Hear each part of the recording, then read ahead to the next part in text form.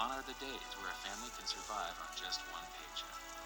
Every day it seems things are more and more out of control, yet only 1 in a million understand why.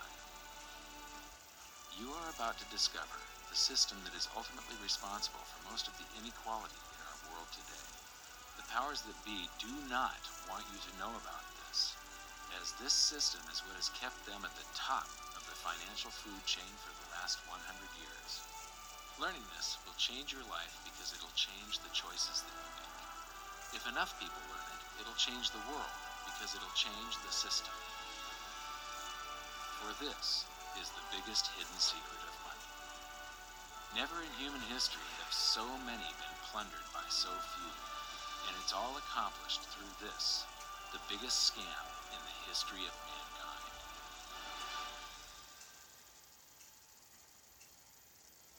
They say that money doesn't grow on trees, but the truth is that the modern banking system creates currency far faster than trees can grow. Most people don't have a clue how currency is created. Economists and bankers make it sound so complex that people think they can't understand it. But I'm going to strip our monetary system down to its essence so that you can see the scam behind the curtain and just how it affects you. Every modern society creates currency in pretty much the same way. But since the US dollar is the majority of the world's currency, I'm going to use the United States as our example. It all starts when some politician says, "Vote for me and I'll make sure the government provides you more free stuff than my opponent will." But there's no such thing as a free lunch. So to provide that supposedly free stuff, the politicians vote for the country to spend more than its income. This is called deficit spending. To pay for that deficit spending, the Treasury borrows currency by issuing a bond. So what's a bond? If you think about it, a bond is really nothing but a glorified IOU. It's a pretty piece of paper with numbers printed on it that says, "Loan me $1 trillion today, and I promise over a 10-year period I'm going to pay you back that $1 trillion plus interest."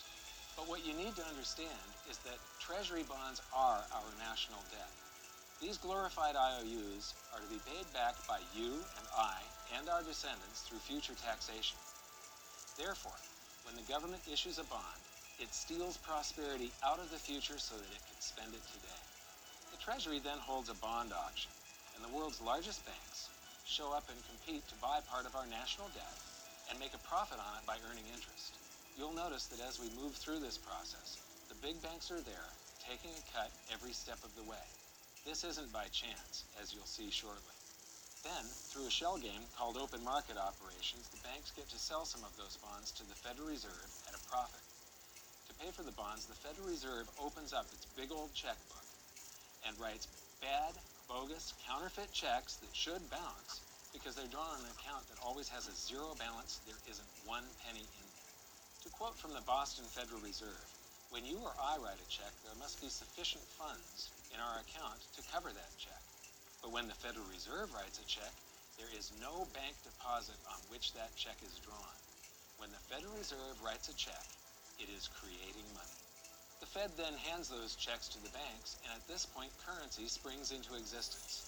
The banks then take that currency and buy more bonds at the next Treasury auction. But what is a check? A check is also an IOU. When you write a check, you're making a note that says, "Here's my IOU for cash. All you have to do is go to the bank and pick it up." Now, it's very, very important that you understand this process, because we're going to come back later and show you the devastating effect this has on you. The Treasury issues IOUs, bonds. The banks then buy those IOUs with currency. The Federal Reserve then writes IOUs, checks, and hands them to the banks in exchange for the Treasury's IOUs, the bonds. And currency is created. So what's really happening is the Federal Reserve and the Treasury are just swapping IOUs, using the banks as middlemen, and abracadabra, presto, currency magically springs into existence. This process repeats and repeats over and over again, enriching the banks and indebting the public by raising the national debt. The end result is that there's a buildup of bonds at the Federal Reserve and currency at the Treasury. This process is also where all paper currency comes from. The Federal Reserve and the government mistakenly call it base money because they didn't watch episode 1 of this series and they don't know the difference between money and currency. But I will correctly refer to it as base currency because it is not money. It is currency, and as we've learned, there is a big difference. Money has to be a store of value and maintain its purchasing power over long periods of time. We learned in episode 1 that earlier in our history, our paper currency was just a claim check. It was a representation for real money of intrinsic value, the gold and silver that was held on deposit at the Treasury. You could walk into any bank and slap your currency, like say a $20 bill, on the counter and redeem it for real money, a $20 gold piece. But now, this base currency that's piling up back here is really nothing but a receipt or a claim check on an IOU, that bond. So it's really nothing but a supply of numbers. The Treasury then deposits the newly created currency into the various branches of the government, and the politicians say, hey, thanks for that. And the government does some deficit spending on public works, social programs, and war.